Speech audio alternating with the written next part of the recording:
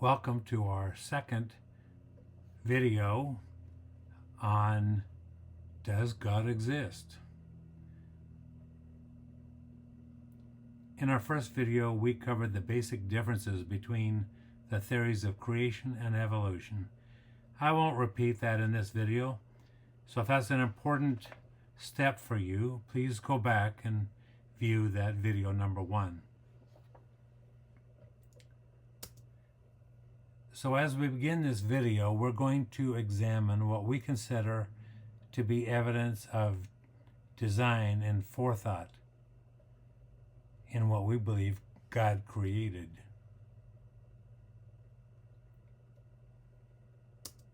I think I'll start these videos with this verse because it's the reason that we're making these videos. What may be known about God is plain to us or them because God has made it plain to them and us. For since the creation of the world, God's invisible qualities, his eternal power and divine nature, have been clearly seen, being understood from what has been made, so that people are without excuse. That's from Romans 1, verses 18 to 23. But sadly, the Bible says that the God of this age, which the Bible identifies as Satan, has blinded the minds of unbelievers so that they cannot see the light of the gospel that displays the glory of Christ, who is the image of God. That's from 2 Corinthians 4:4.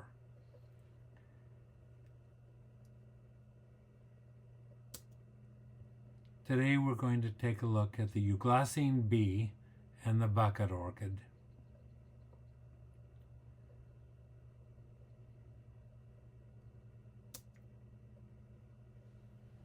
The bucket orchid and the Euglossine bee are beautiful.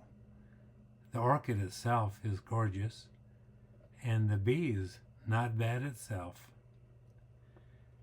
When I look at this, I think to myself of the great fashion designers like Christian Dior and Pierre Cardin, Giorgio Armani.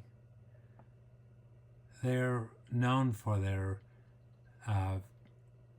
beautiful fashion creations in this world. But I don't think if they put their heads all together and worked all night, they could come up with something as beautiful as what I'm going to show you.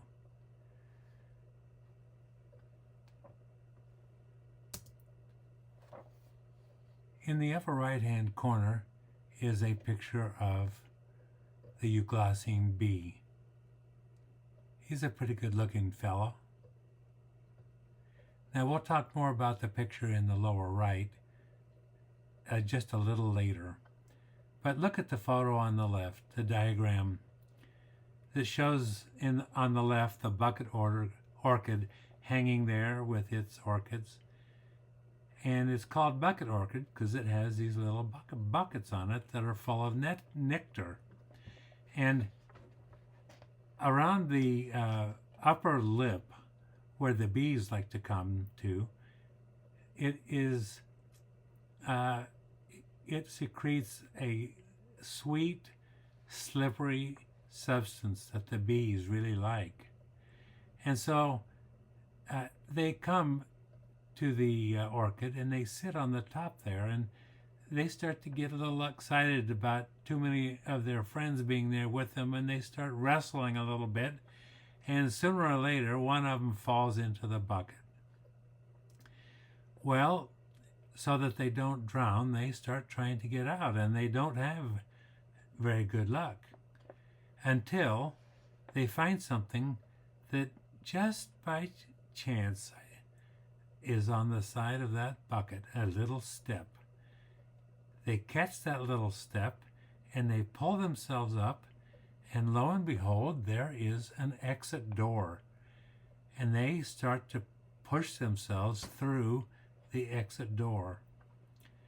And just as they get to the right spot, the orchid closes down on the bee and holds it tight. It can't move, it can't get out. And while it's there, it cements two pollinia, which you can see in the lower right-hand photo. It cements them right onto their back. So once the glue has had time to dry, the bucket orchid releases the bee and they fly off. And they with all their buddies fly around and go through this process with the bucket orchids. But then eventually one of the bees that falls into an orchid is one that has previously had these pollinia glued on their back, like the one you see in the picture on the lower right. Well, they want to get out again, so they look around until they find the little step, and then they grab the little step and pull themselves up into the exit area. But this time, the bucket orchid, realizing that the bee already has pollinia cemented on his back, instead of trying to cement new pollinia, it has two little hooks that scrape these two pollinia off. And when that orchid pulls off these pollinia, it fertilizes the orchid and they produce more orchids. So this is kind of the sex life of the bucket orchid, and it uses this Euglossine bee that climbs into a male orchid and gets the pollen glued on his back, and then eventually it'll fall into a female orchid, and that orchid scrapes the pollen off of his back, and it causes new orchids to be born. What a beautiful process it is. And I have to say, I hope that as you look at that process, you realize that it didn't evolve over millions of years. That had engineering, it had planning, it had craftsmanship and artistic abilities in the whole process. I like this photo.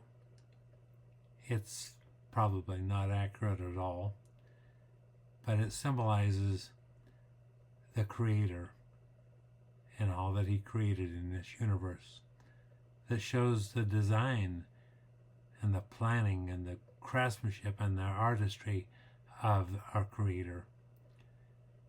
So I hope this helps you be more resistant to the designs of the God of this world, who wants to convince you that there is no Creator and that everything evolved from a single cell in some primordial soup. Well, where did the single cell come from? Where did the primordial soup come from?